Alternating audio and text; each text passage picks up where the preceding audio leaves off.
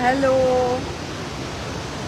Hello, আসসালামু আলাইকুম। Apu Biswas Facebook live থেকে আমি লাইভে এসেছি। হাই বলো তো যাই একটু, এই যে ক্যামেরায় তাকিয়ে, এই যে মমি এখানে বলো, এই যে এখানে হাই বলো।